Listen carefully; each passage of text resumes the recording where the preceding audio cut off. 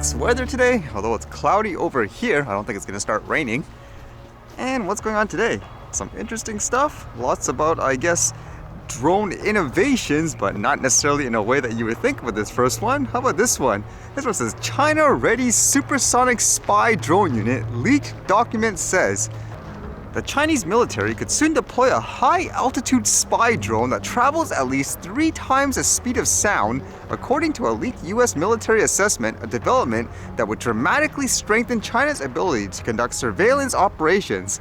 A secret document from the National Geospatial Intelligence Agency, which has not previously been reported, shows the Chinese military is making technological advances that could help it target American warships around Taiwan and military bases in the region. This apparently relates to this other story I heard about, where apparently there were these leaked documents that mentioned about things like US troops in Ukraine or something like that.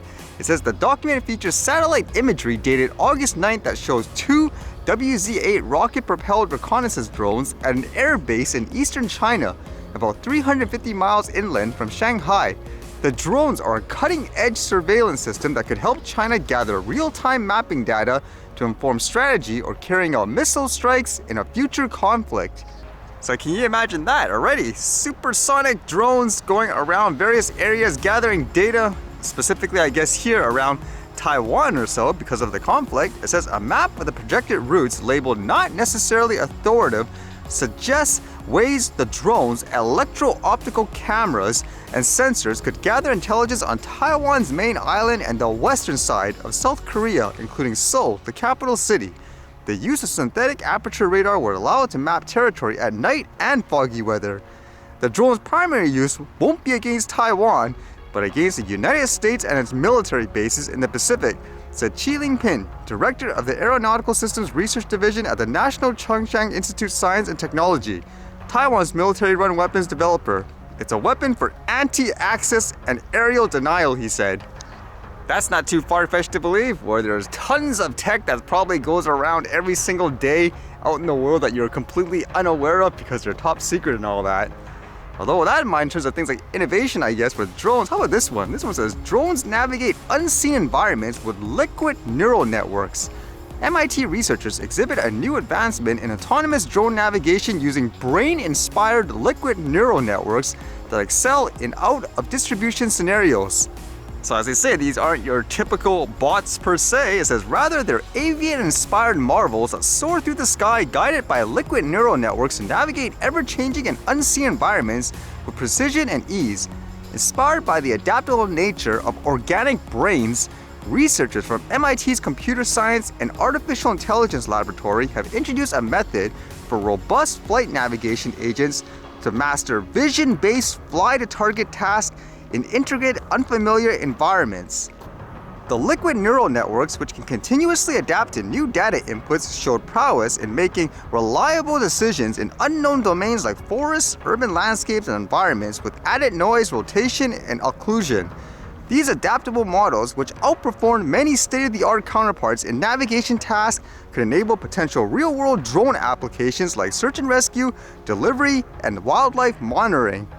Kind of reminds me of those other articles I read before where they're saying this has to be, I guess, the way of the future if you want these things to go autonomously versus trying to give them preset maps and all that to determine this is the route you should take. They should be able to make these types of decisions on their own. Then again, with all those stories about the AIs and stuff like that taking over the world, would people be okay with this? And I guess today, the PSAC members are going on strike because I guess they couldn't get an agreement that everyone would be satisfied with. And apparently it's being done in a lot of different areas because this is Canada revenue in terms of, I guess, government workers handling things like taxes and all that. So I thought it'd be kind of interesting to check it out.